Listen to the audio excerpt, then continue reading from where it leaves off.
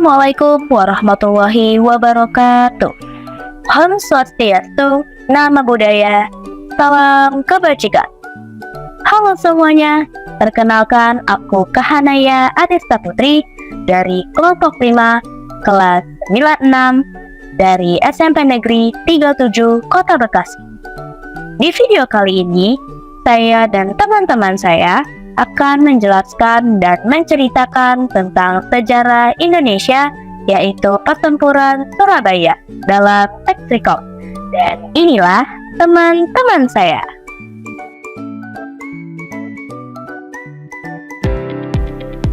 Text Recon adalah teks yang menceritakan kembali pengalaman atau peristiwa yang sudah terjadi di masa lalu secara berurutan, dengan tujuan memberikan informasi atau menghibur pembaca.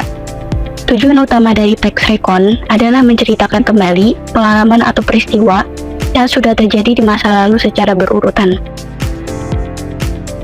Text Recon memiliki 3 jenis, yaitu 1.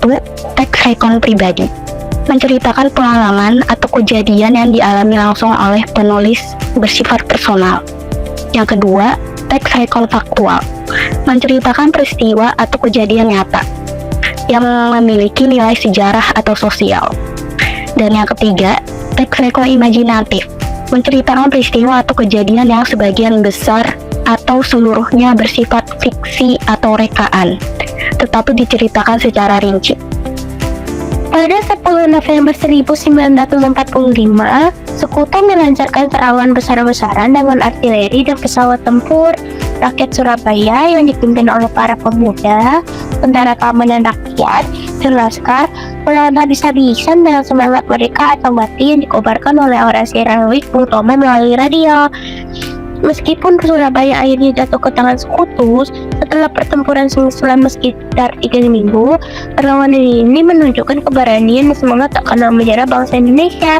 Peristiwa ini menjadi salah satu pertempuran terbesar dalam sejarah revolusi, membuat Surabaya dijuluki kota pahlawan, dan tanggal 10 November diperingati sebagai Hari Pahlawan Nasional. Ada Bung Tomo Sutomo. Bung Tomo adalah tokoh yang paling dikenal melalui orasi-orasinya yang membakar semangat rakyat melalui radio, mendorong mereka untuk melawan Sekutu. Gubernur Suryo Raden Arius Soerjo adalah Gubernur Jawa Timur yang secara resmi menolak ultimatum Sekutu yang memicu pecahnya pertempuran besar 10 November. Hari itu Surabaya masih pagi. Suasana tampak tenang. Surabaya baru saja memulai kehidupannya. Namun, pemandangan tampak berbeda. Di ujung pelabuhan kota itu, di Tanjung Perak, kesibukan tampak berbeda. 4 kapal perang Inggris tengah mendaratkan 6.000 pasukan infanteri dari Brigade 49 Divisi India ke-23 di bawah komando Brigadir Jenderal A.W.S. Molabi. Mereka tergabung dalam Allied Forces Netherlands East Indies. Lapor Komandan, pasukan Inggris telah tiba di Tanjung Perak. Serdadunya banyak orang India Pakistan. Kita pantau saja dulu, jangan diganggu. Tujuan mereka hanya mau mengambil tawanan Jepang. Siap Komandan, nanti saya perintahkan arek-arek memantau Inggris sepanjang jalan kota. Kalau memang benar kedatangan kalian Inggris ke Surabaya hanya untuk melucuti senjata Jepang dan mengembalikan tawanan Jepang, kami akan mendukung dan tidak mengganggu kalian. Tetapi kami mendengar bahwa kalian juga membonceng Nica Belanda turut serta kembali ke Surabaya. Apakah benar demikian, Mister? That's not true, is according to the Allies' orders. Oh, of course not, Mr. Governor. We came on behalf of the AFNE allies to accept Japan's surrender, disarm Japanese troops, return prisoners, and maintain public order in Surabaya. Setelah kesepakatan bersama antara pihak pasukan Sekutu Inggris dan pemangku jabatan kota Surabaya, akhirnya pasukan Inggris diizinkan memasuki kota Surabaya dan diperbolehkan menempati beberapa lokasi gedung sebagai pos-pos militer mereka. I heard that Surabaya has delicious food. A rujak cingur. Where can I get it? Aku yo ora percaya dengan Inggris. Jelas mereka datang untuk membuka jalan Belanda datang kembali ke Surabaya.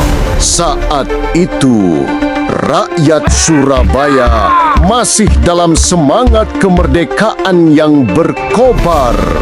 Dan barisan pemuda di Surabaya telah memiliki senjata-senjata hasil rampasan dari Jepang. Berani macam-macam tak habisi Inggris ini. Rawat dia aku. Look at that. Many civilians have guns on the street. Dangerous, wild people. You are not soldiers. You are not allowed to carry weapons. Hand them over to us. Ngomong sakarapmu dewe, kami tahu kalian datang ke Surabaya bersama Belanda dan senjata ini untuk menghadapi kalian semua. You stole the weapons from Japan. Hand them over to us. The weapons belong to Japan. They must be handed over to us. Otherwise, you will suffer the consequences. Gawat Bung, Inggris membuat ulah. Mereka menyita paksa senjata milik pemuda di jalan-jalan kota. Bersiaplah kawan, bentrokan pasti akan terjadi. Bidik dulu baru tembak, jangan asal tembak, harus kena sasaran. Perhatikan pisir depan dan belakang harus selaras. Lalu arahkan ke target, bidik dan tembak.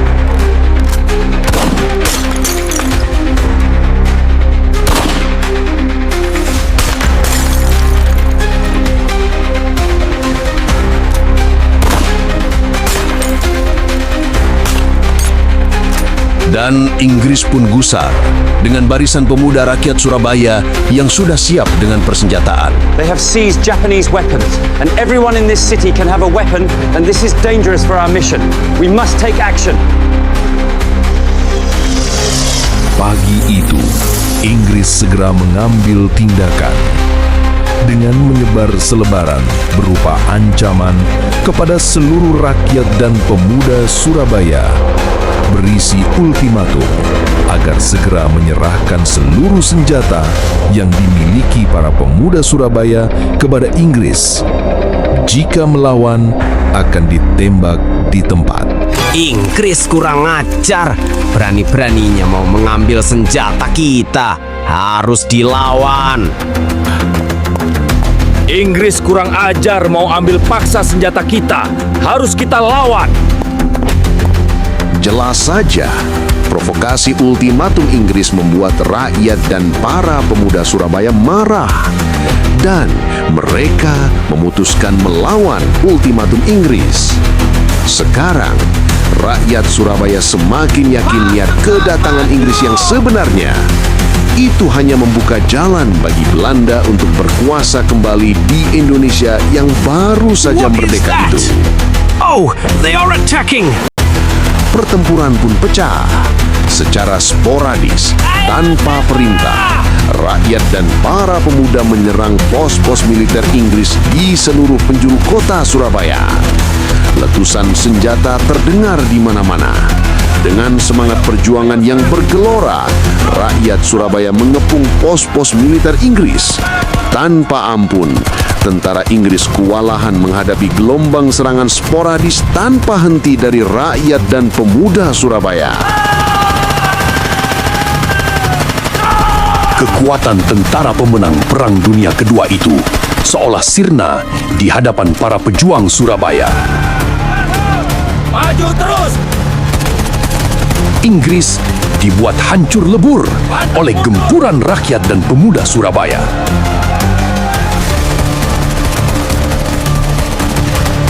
Merdeka! Merdeka!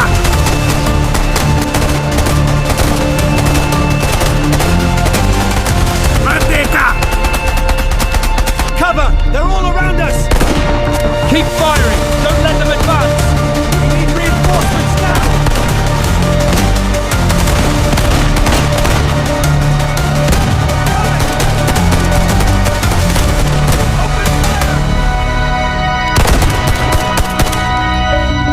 Area-area sudah mulai menyerang Inggris, Bung.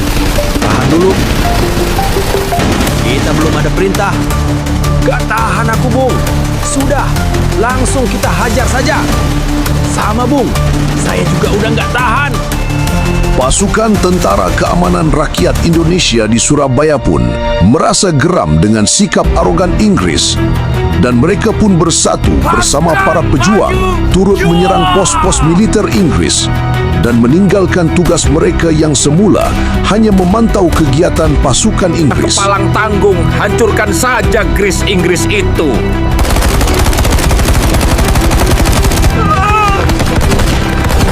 Oh no!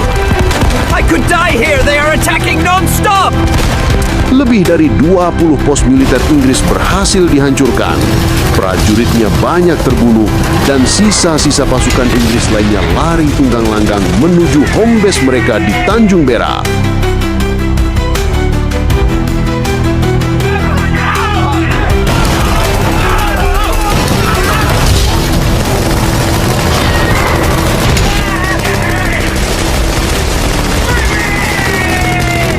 Lebih dari 20 pos militer Inggris di seluruh kota Surabaya hancur diserang laskar dan barisan pemuda. Our mission was hampered. Surabaya was in chaos. Our troop posts were brutally attacked by armed groups. Don't worry, my friend. It looks like we'll need Sukarno's help to calm Surabaya down. Entah licik atau cerdas, pasukan Inggris yang sudah di ujung kehancuran akhirnya meminta bantuan Bung Karno untuk menenangkan Surabaya agar tidak menyerang Inggris sampai habis. Mereka meminta bantuan Bung Karno untuk menenangkan Surabaya agar kami tidak menyerang lagi. 30 Oktober 1945, gencatan senjata pun disepakati dan ultimatum disetujui untuk dicabut. Tetapi ketenangan itu tak berlangsung lama. Beberapa jam sepeninggal Bung Karno dari Surabaya, bentrokan kembali pecah pada pos terakhir Inggris yang tetap bertahan di Gedung Internasional.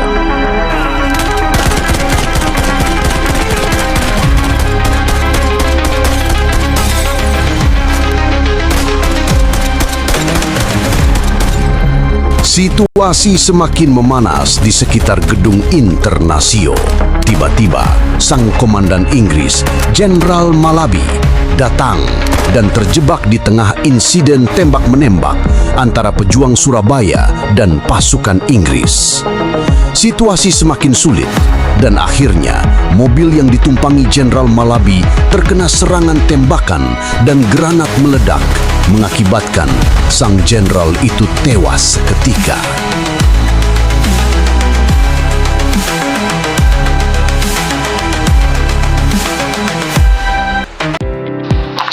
Meskipun secara taktis dan militer Indonesia mengalami kekalahan, kota Surabaya berhasil diduduki sekutu dengan ribuan korban jiwa di pihak pejuang.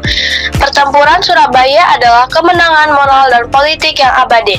Perlawanan gigih arek-arek Surabaya membuktikan kepada dunia bahwa kemerdekaan Indonesia bukanlah hadiah, melainkan hasil perjuangan yang dipertahankan hingga titik darah penghabisan. Perang Surabaya adalah puncak dari keberanian kolektif, simbol abadi dari jiwa kepahlawanan, dan bukti bahwa semangat bangsa lebih kuat daripada persenjataan musuh.